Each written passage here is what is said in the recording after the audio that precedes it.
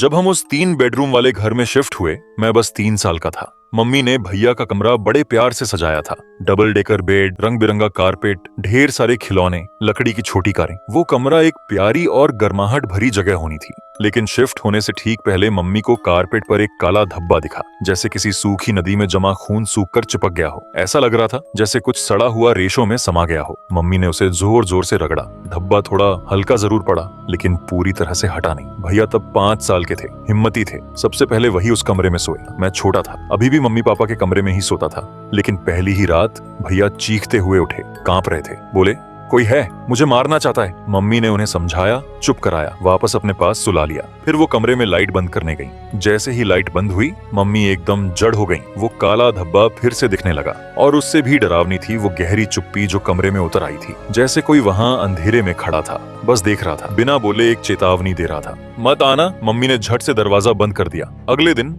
उन्होंने हमारे सारे खिलौने वहां से निकाल दिए। उस दिन से उस कमरे में कोई नहीं गया। लेकिन वो चीज अब और ज्यादा एक्टिव हो चुकी थी। हर रात 10:30 बजे कदमों की आवाज आती, भारी, धीमी, जैसे कोई बहुत भारी चीज कमरे में चल रही हो। दरवाजा बंद रहता, फिर भी आवाज सुनाई देती। कभी कभी तो वो आवाज हमारे कमरे के दरवाजे तक आ जाती। मैं और भैया मजाक में कहते, घर में भूत है, लेकिन हमें पता था ये मजाक नहीं था। एक दिन एक दोस्त हमारे घर रात रुकने आया। उसने जिद की कि वो उसी कमरे में सोएगा। मम्मी ने मना किया, पर वो नहीं माना। उस दिन सूरज भी खूब चमक रहा था। मम्मी ने सोचा, चलो आज फिर से साफ कर देते हैं। खिड़की खोली, ताजी हवा अंदर आई। वो झुकी और धब्बा रगड़ने लगी, लेकिन वो धब्बा जैसे फर्श में उगाया हो, हिल भी नहीं रहा था। मैं अपने खिलौनों के साथ अंदर चला गया। धूप मेरे चेहरे पर पड़ रही थी, गर्माहट अच्छी लग रही थी। लेकिन तभी मेरी पीठ में तेज दर्द उठा। मैं जोर से चिल्लाया, झुक गया। ऐसा लगा जैसे किसी ने मुझे जोर से दबोच लिया हो। मम्मी दौड़ी, मुझे पकड़ने आई, लेकिन मैं दर्द से तड़पने लगा। जमीन पर लौट रहा था, छू भी नहीं पा रहा था।